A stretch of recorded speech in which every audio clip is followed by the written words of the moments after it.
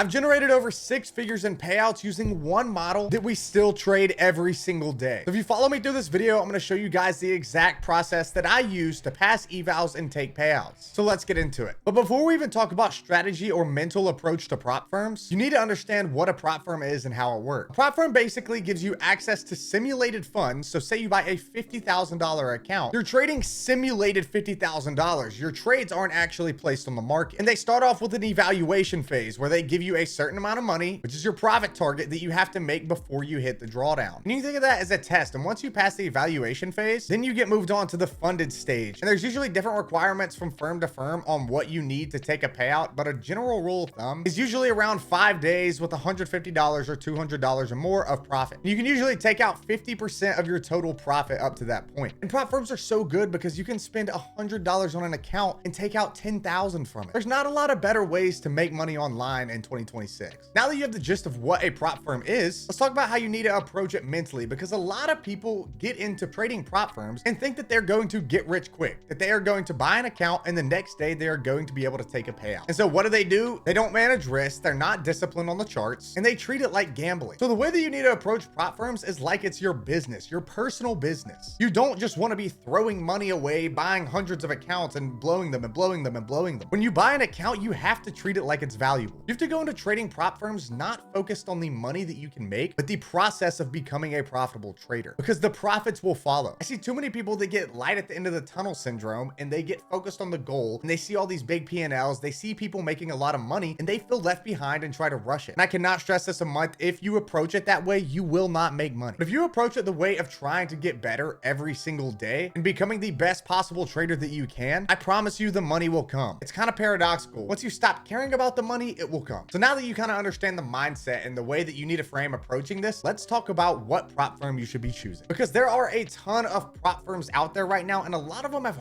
horrible rules with maybe cheaper prices compared to others. But then once you pass the account, it's almost impossible to get a payout because their rules are so strict. So let's go over my personal favorite prop firm right now and why it is so good. My favorite personal prop firm is Lucid Trading. And now, why are they my favorite firm? Well, to start off with, their flex accounts are some of the cheapest accounts that you can get on the market while also actually still having good rules. Like I said before, there's a lot of firms that give you like ridiculous prices, $10, $20 for accounts, but their rules are just horrible and you're never going to get a payout from them, and they'll probably deny your payout if you even meet the requirements. And the best thing about Lucid is it is really good for beginners, but also really good for experienced traders. And so if I was a beginner getting into trading again, the first account that I would get would be the 25K Flex eval, as you see right here. Now, why is this one so good? This one is so good because of the profit target to max loss limit ratio. As you see, your profit target's only 1,250 and your max loss is 1,000. So that's 1.25 to 1. Whereas if you go to the 50K account, the profit target is 3,000 and the max loss limit is 2,000. So you have a 1.5 to 1 ratio. Now, it's actually not that much harder to pass, but the 50K is still a really good profit target to max loss limit ratio, and probably the 50K Flex is going to be the best ROI account when it comes to the Flex account sizing. But let's continue talking about the 25K Flex. These accounts do have 50% consistency on them, and what that means is basically you cannot pass the account in less than 2 days. You can pass it in 2 days exactly, so your best day cannot be more than 50% of your total profits, but you cannot pass it in 1 day. And the max size is 2 minis or 20 micros, which should be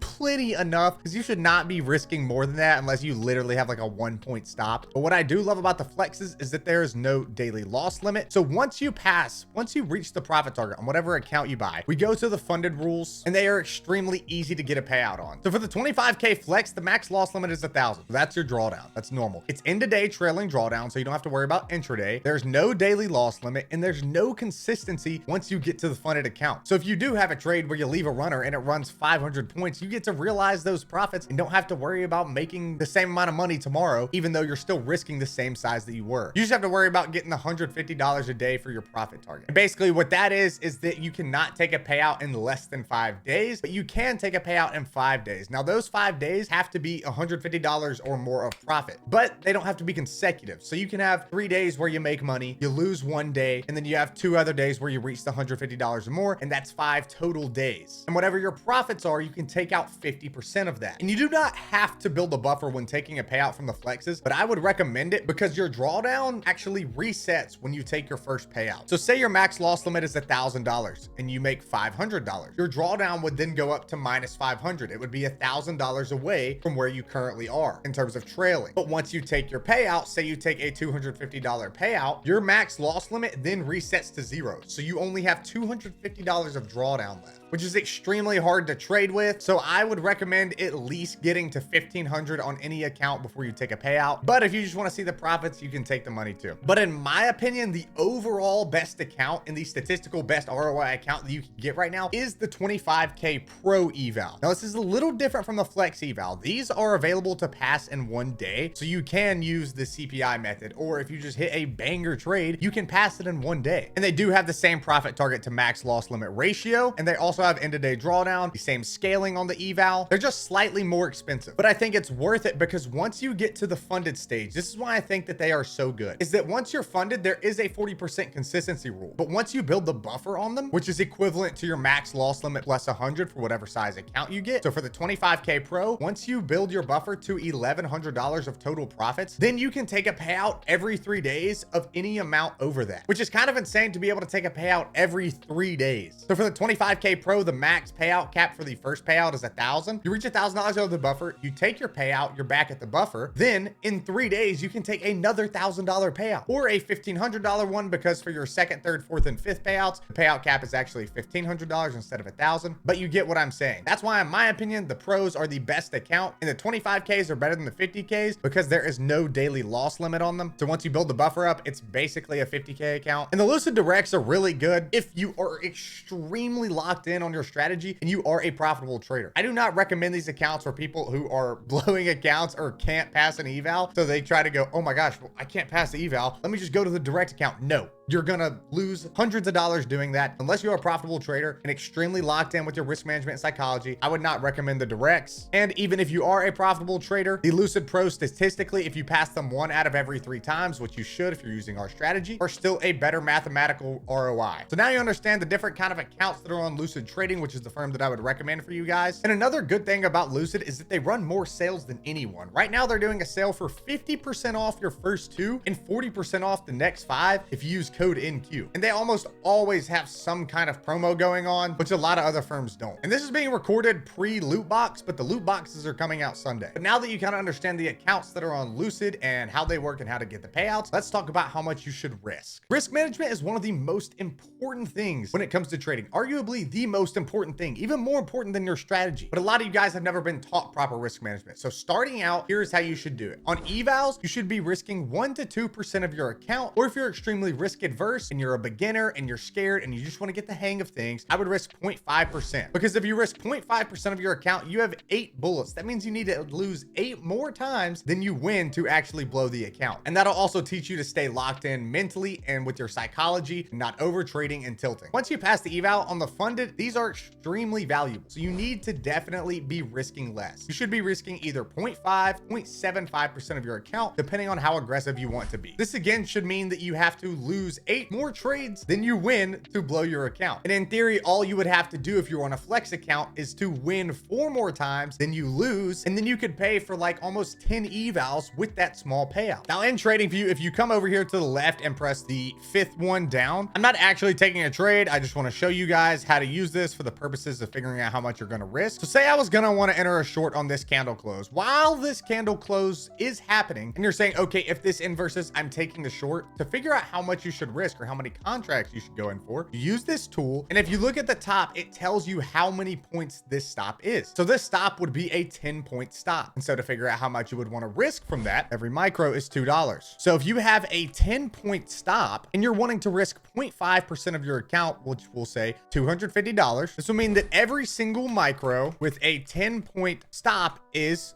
$20. So then what you can do to figure out how many contracts you should enter with is just do however much you want to risk on your account. So we'll say 250 divided by 20. And so keep the math as simple as you can. So then what would this be? This would be 12 and a half contracts. So you can't always enter in with the exact amount to risk 250, but you can try to get close. So now let's talk about what you should do and how many trades a day you should take. The rules that I would recommend are if you have one win, you get off the charts. Once you feed the lion once, you don't go back in the cage, because nothing is harder than a trader's mental than seeing their P&L green, taking another trade and losing. That will cause any beginner to tilt and revenge trade so fast. So I say once you win, get off the charts. If you take one loss, look for one more trade, but don't look for just any trade. Look for the most A+ possible setup you can take. And if that next trade is also a loss, then you are done for the day no matter what. The price action is not delivering. It is not good. You just need to step away from the charts, go outside and touch grass. And if you have one loss and then one win on the day, you're also done. What I would also recommend to stop over trading is set a personal daily loss limit. On almost every single firm, you can set an amount of money that if you lose that much, it will lock you out of the count, so you can't place any more trades. This is extremely useful because you can place this before you take the losses when you're in a clear state of mind, versus when you take the losses and you're in that emotional tilted state of mind, you can't actually stop yourself. You've got something external that doesn't care about your emotions that will stop you by any means necessary. And now that you know how much you should risk, let's talk about strategy. I'm not going to go super in depth on the strategy in this video. I do have other videos that explain it in much more detail, but I am going to go over the strategy itself and every step that is involved in it. So strategy on a high level is 4 basic steps. The first one is going to be look for a liquidity sweep. So if we come down to the chart, we actually see that we have the New York AM high marked off right here at 25018. And for liquidity levels, you want to be using session highs and session lows. So New York AM low, New York PM low, London high and London low, and Asia high and low. And so all you want to do is wait for price to sweep this level, which we get right here, which is a candle to go through it and reject off that level. So then step 2 is going to be to look for a fair value gap that was created on the way to that liquidity sweep, which we have right here.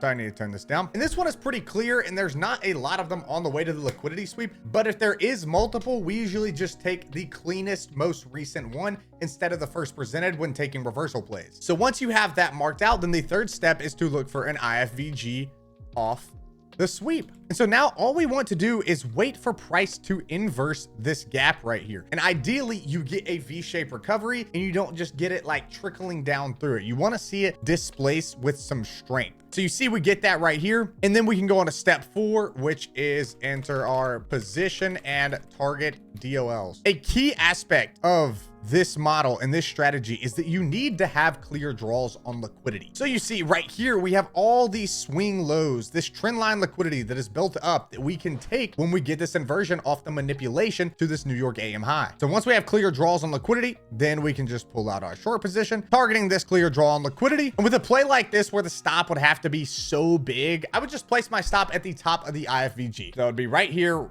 right above this BPR gap. So then we can let price play out. We definitely would have TP1 by now. World's longest trade. Bro, holy crap. Does this hit full TP or does it not? Just wait. One day we're going to get there, fellas. That would have been an excruciating trade to hold. I don't even think you would have been able to hold because of market close. But you see, the draws on liquidity are king. That would have taken forever to hit full TP, even into the next session. So now that you know the strategy, let's talk about back testing. When I first started, I was spending hours back testing every single day and being probably way too obsessive over it. That's honestly not what you should do. You're going to burn yourself out. So in my opinion, what you should do for back testing is go to tradezilla.com, which is the best site for back testing. You can also do it on TradingView, but it doesn't track everything and track your stats as well as TradeZella does. So in my opinion, TradeZella is the best platform to backtest on, or I think FX Replay is also good. I haven't used it, but I've heard some good things about it. But what I would do for backtesting is probably spend 30 minutes to an hour a day testing your strategy and trading it like you are actually trading your account. Not being stupid and rushing through it because you know none of it matters. Not taking C setups, B setups that are like, you know, they kind of look good. If they don't meet your strategy, do not take them. Treat it like it is the live market. Treat it like it is the live account. Because if you don't do that, then the back testing will be completely useless. You need to be backtesting so you can sharpen your edge. And another thing that I would recommend for traders to do is journal every single one of your trades. Win or lose, journal it. What was good about it? What emotions did you feel about it? What you could have done better if it was a losing trade? Why you entered? And the reason that you should do that for all the trades that you're taking is because when you take the trade, your emotions are going to be one way or another. You're either going to be extremely excited that you won, or you're going to be unhappy that you're lost. And your goal is to keep them out as much as you can, but they are going to be there inherently, especially when starting. So when the market closes, go back and journal your trade. When you're in a clear state of mind, objectively, no emotions involved, write down those things that I listed and use them to get better. Study them. So if you utilize every single thing that I said today and actually work on becoming a good trader and falling in love with the process and not just chasing the money, actually learn to become a good trader, you will start taking payouts. You will become profitable. You might lose money on the way, but at some point you will become profitable. I lost like $5,000 or $6,000 before I took my first payout, and then that next month paid for all of it. So just look at the money you're spending as a cost of learning. And if you guys are serious in becoming a profitable trader, we do have a free community where we teach and live trade our model every single day. And we take people from unprofitable to profitable on a daily basis. So if you guys do want to join, it's free. Just click the first link in the description. So if you enjoyed, make sure to like, comment, and subscribe, and I'll see you in the next one. Peace.